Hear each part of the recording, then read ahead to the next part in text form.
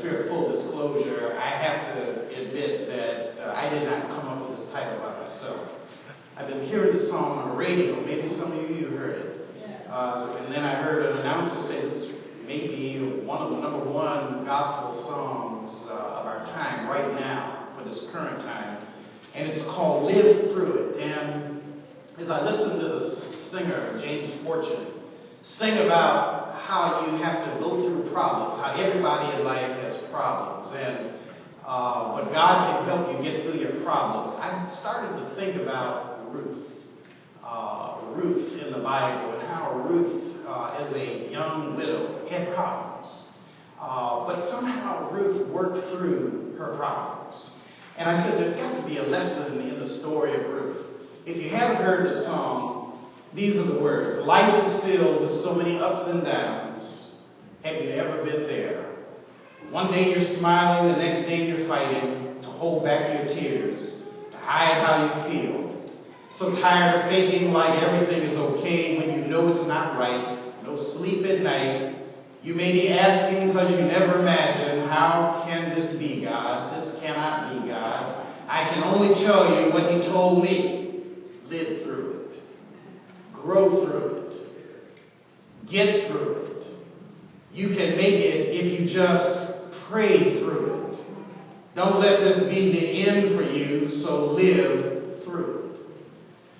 Someone you love may have just let you down. It's not the end of the world. God already knew everyone who would leave you. It's better this way. Don't beg them to stay. You didn't see it coming, and now you feel broken. How can this be, God? This cannot be, God. I can only tell you what He told me. I know you're saying now, there's no way I can live through this. No one can understand all that you have been dealing with. You're dying inside, dying inside. You're in the fight of your life, but God knows. God knows. And He's there, and you will live through it, grow through it, get through it. You can live through it. You can live through it. It's working for your good. Amen. I think, and just to let you know how I think, I listened to that song and I started thinking about Ruth. I said, here's this young woman. She's a widow. Her mother-in-law is an older widow. Her sister-in-law, Orpah, is also a widow. Orpah chooses to go back to her family in Moab. Naomi, the elder mother-in-law, decides to go back to Bethlehem in Israel. And Ruth, for some reason, chooses not to go back to her people in Moab, but she crosses over into Israel with Naomi in search of a better life. And here in the second chapter of Ruth, there is a very interesting but very instructive message for any person whose life has ever hit rock bottom. If you've ever hit rock bottom and you're trying to figure out, well, what do I do next? I've lost my job. My health is challenged. My life is a challenge. I don't like my family. I don't like what my life has become. How do I begin the process of starting something new? And I encourage you, listen to what happens with Ruth. It says here in chapter 2, starting at verse 1, now Naomi had a kinsman. Listen very carefully, because it's written between the lines, okay? There's a lot of, subterfuge here. Now Naomi, this is the elder mother-in-law, had a kinsman on her husband's side. Now this is after Ruth and Naomi have decided to go back to Israel. They're going back to Israel sight unseen. And you got to remember, in those days, a woman's fate was pretty much tied to her husband. Now Naomi had a kinsman on her husband's side, a prominent rich man of the family of Elimelech, whose name was Boaz.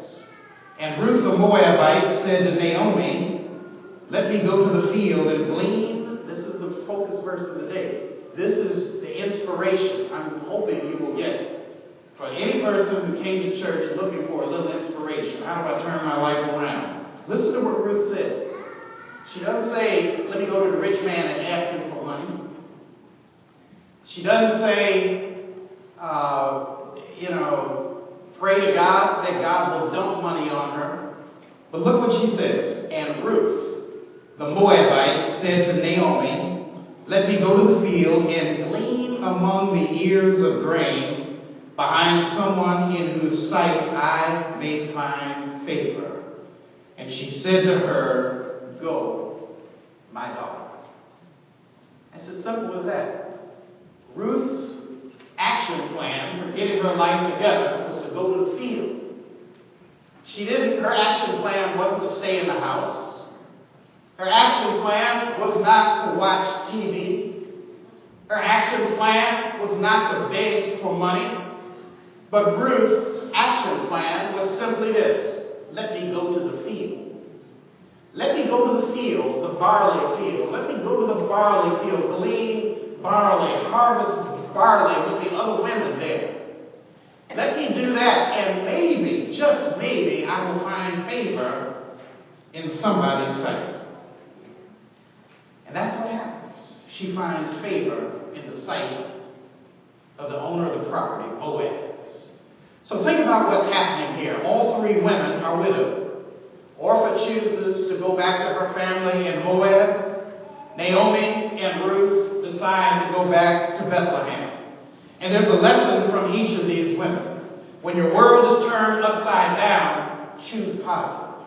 For Orpah, choosing positive meant going back to her people in Moab. For Naomi, choosing positive in her widowhood was to go back to her family in Bethlehem.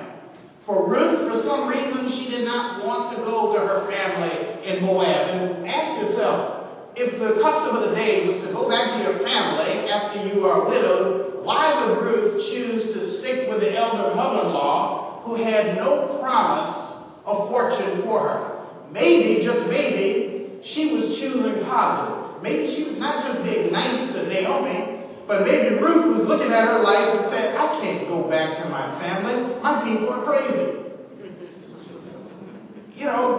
Maybe for her, marriage was a way out. And there's some reason why Ruth does not go home. And I think it's deeper than her love for Naomi. But she loves Naomi, and she commits herself to go with her. Think about what she says to Naomi. Entreat me not to leave you or to return from following after you. Where you go, I will go. Where you lodge, I will lodge. Your people shall be my people. Your God, my God. And where you die, there will I die also. It's a beautiful statement, what Ruth is saying. It's so beautiful couples today utter it in marriage. And I don't think sometimes they realize that this was not a marriage vow. This was really a vow of commitment between a younger woman and an older woman. Where the younger woman is committing to be with that older woman regardless of what happens.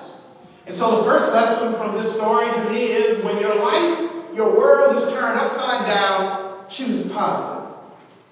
For some, the negatives in life tempt us to make bad choices. During the Depression of the 1930s, my grandfather had a Fader radio distributorship. But in one day, the value of his stock dropped so low that he was out of business. Now, there were many other people. He was not the only person who had this situation happen to him. There were many during the Depression who jumped out of windows, they shot themselves, they drowned themselves, they hung themselves. My grandfather did not shoot himself or jump off a building, but he went to drink. He became an alcoholic. He did not choose positive, and it took him many years to work through this, long after he got over the financial strain. It took him a long time to work through to this new positive life. And so I say that one of the lessons from this text is, if your world is turned upside down, choose positive. We see Ruth, like James Fortune, she is, if you will, living through her poverty and her loneliness. She is not too proud to get in line behind the other women and men who worked in the field at harvest time. And I think of people that I know people, maybe you know people, who have hit rock bottom, but rather than twiddle their fingers, rather than cry a bucket load of tears, rather than, just continue to beat themselves up and ask the question, why me? That very often what you'll find is that the person who chooses positive will go where no one else wants to go. They will work hours no one else wants to work. They will cut back on their expenses so that they can make their life and dig their way out of their hole. And so when in the third verse it says, so she went, she came and gleaned in the field behind the reapers. Here's this proud woman now bending down, picking up barley. Ruth is literally living and working through her grief. And many of us would be so much better off if we stopped feeling sorry for ourselves, stopped blaming someone else, stopped cooking up excuses, and spent more time focusing on how do I get through this trouble. I can tell you story after story about people that I know who have worked 2 or 3 jobs, juggled family and work, cared for their children or elderly parents, and they still made it. So how does one, quote unquote, live through it? The first question is, what are you living through? What you live through, my friends, is whatever you find to be your challenge. It might be the illness of a loved one. It might be your own personal illness. Perhaps it is your unemployment or your underemployment. You're working, but you don't make enough money.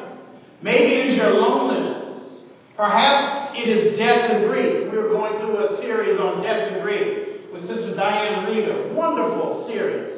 And if you haven't been to one, I think do you have one today too? At 10:15 today in the library. I encourage you to check it out.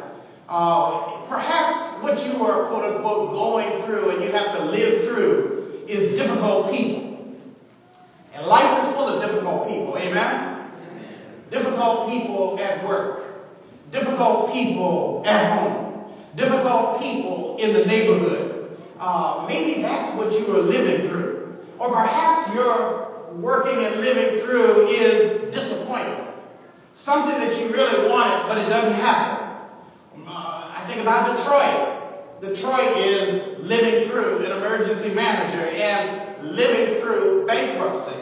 And somehow, some way, at the end, there will be a pot of gold for the city. And so the question is, what are you living through? And as you live through the troubles, the struggles in your life, I want to share with you a process. First step in this process is face your challenge, whatever it might be. And as you face your challenge, come up with a solution. And with that solution, it ought to be an authentic kind of solution. Living through a problem doesn't mean just getting through the problem. Amen? If all you have done in life is, quote unquote, get through your problem, you can say, well, I survived, but did you thrive?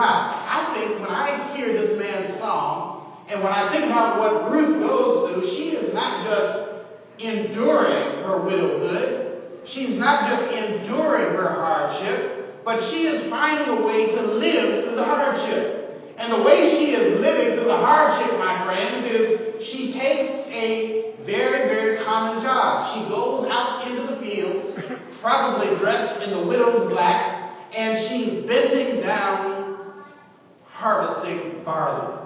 And so the first thing is face your challenge.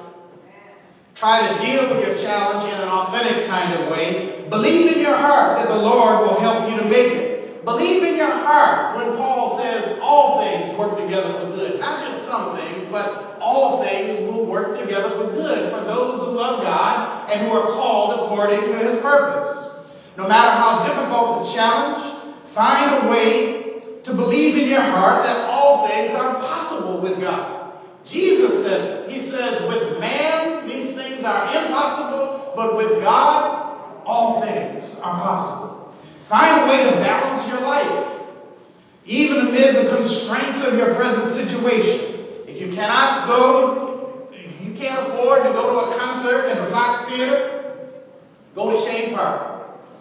If you can't afford a ticket in the seats at Chene Park, get a seat in the grass at Chene Park.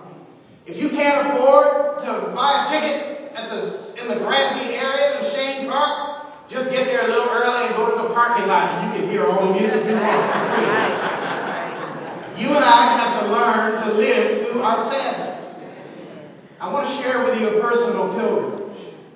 After the mayoral election of 2001, my foreign missions and travel really intensified. Since 2001, I've been to Israel twice. I've been with Dr. Aswell to Ethiopia 4 times. I've been with Kula Allen to Sierra Leone once. Once with the United Church of Christ to the Democratic Republic of Congo. Another time with the United Church of Christ to the Republic of Congo. I've been to South Africa, Egypt, Liberia, Ghana, Netherlands, Senegal, France, the Philippines, and Japan. 14 countries in 18 trips, not counting Canada, in 13 years. And the point that I'm trying to make is, this is at a very sad point in my life. And my way of dealing with my sadness was focus on the things that matter to you personally, focus on the things that matter to the church. And so in the last 14 years, we've created a travel ministry for the church. In the last 13 years, I was also involved in walking with the church through a $1.1 million renovation. Almost as much as it costs to build this church. In that period, that time period, I encouraged the church, and I'm appreciative that we took out a $300,000 loan to try to support the Cyprian Center. During that period, Juanita, I'm so glad you're here, because I don't know if you've ever heard this story, but in 2002, I raised $13,000 for the Charles Wright Museum. You know, it's probably not written anywhere, but the United Church of Christ asked me to chair the bringing of the Amistad to Detroit, the replica of the slave ship. And I promised the Charles Wright Museum early on, and Tyrone sat with me through the whole process. I think he wanted to make sure I really lived up to my word. But I told him, I said, any profit we make, I'm going to give to the museum. Some people in the church told me I was crazy. But at the end of the day, we gave the museum $13,000. In this last 13-year period, I've been doing 2 bike rides a year. Continue the campaign to encourage Detroiters not to shoot guns on New Year's Eve. I've been volunteering on the board of directors for Children's Hospital, the Detroit Symphony Orchestra, Yale Divinity School, McCormick Theological Seminary, was the president of the Cornerstone School Management Corporation, and at the same time put 2 sons through college cash. Personally paid off my campaign debt, and through it all, the church continued to grow. And what have I learned through this? What I learned was that at a time of sadness, you can be productive. Matter of fact, sometimes I think in life we are most productive when the bottom has fallen out. There's a temptation, my friends, in life to wallow in your sadness. And one of the things that not only I, but our group heard when we went to Ghana this last trip was their refusal to settle on feeling like victims. I thought it was a powerful statement. At some point along the way, somebody talked about how during the visits to the slave castles, they said, you know, you can look at your life either as a victim or one who is victorious. And the encouragement was, don't look at your life as being a victim, because if you look at your life as a victim, you're always going to be blaming somebody else. Amen? The victim does not want to take responsibility for anything. The victim often assumes a tacit accommodation to keep things as they are. But the victor, if you will, is the person who refuses to stay stuck on blame. The victor refuses to feel sorry for themselves. The victor takes responsibility to change their situation. And in life, it's not where you start, but where you end that really matters. This past Tuesday night, I did something else I've been doing the last 13 years. People at WDET asked me to come down to do commentary on the State of the City speech. And as I bantered back and forth with the host and the 2 commentators on and off air, I began to think to myself, God only knows where the city of Detroit will end up. but on many levels, it will be a better place. It will be a better place. In part because we have nowhere to go but up.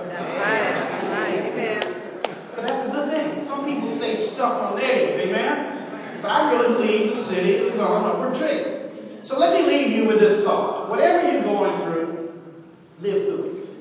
If you're sick, live through it. If you're lonely, live through it. If you're down on your luck, don't get mad, live through it.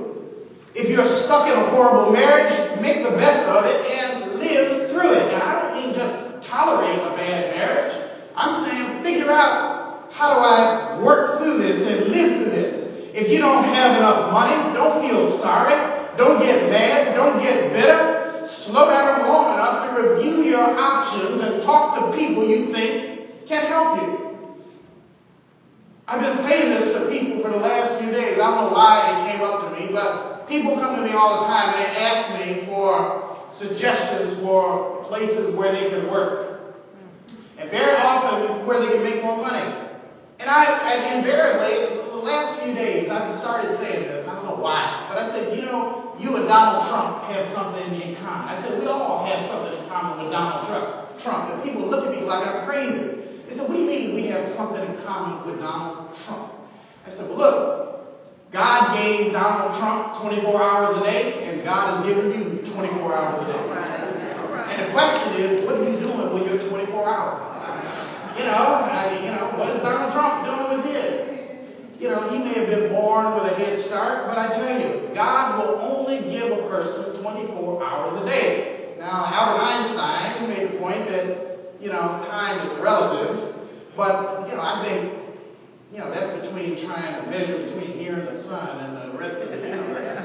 But here on Earth, basically, we get 24 hours a day. So don't get mad, don't act better, slow down long enough to review your options, talk to people you think who can help you, and make a plan, and then live through it. I think about the snow that we've had this winter. I think about the snow that fell last night into early this morning. 4 Sundays when snow has made it difficult for people to come to church. Yet we are still here. I think about a winter where it seems like a winter without end. Bitter cold that has discouraged some meetings. We could become mad. We could shut the doors. We could shut down the church program. But through it all, the church has continued to function. We have function after function after function, day after day after day. Whether or not it is bitter cold or whether or not it is hot. Through it all, the church continues to function. And Brother Watson and Sister Harris Watts, we are putting a new roof on the church in the dead of the coldest winter in recorded history. And to me, there's a lesson in this. And the lesson is, live through it. When our property maintenance people first came to me and said, we need to replace the roof, we need to do it right now, I'm thinking to myself, do we really need to do it in the winter? Do we really need to do it in the winter? Why don't we wait till the summer and we can raise money? But my friends, we are raising money as we go along. And it is an amazing kind of experience, and I thank you, those who are supporting it, because through it all, we are living through this process. The lesson that I've learned through this is that in Jesus Christ, there's the greatest role model for living through it. Think about Jesus. Here's a man who was despised and rejected by others, but he lived through it. They esteemed him not, but he lived through it. He healed the sick, he raised the dead, he fed the hungry, and he lived through it all. And for all the good that he did, they whipped him. They nailed him to a cross. They pierced him in the side. They mashed a crown of thorns on his head. And just when they saw him die and they thought that it was over with, they put him in the grave for 3 days. But on the 3rd day, he lived right through it. All right. He lived right through it. He lived right through it. And he was resurrected to glory. And so, my friends, the good news in Jesus Christ is that just as he lived through his suffering and lived through his torture and lived through his humiliation, you can make it too. You can make it. You may not think that you can make it, but you can make it. So the word that I leave you with today is real simple. Live through it.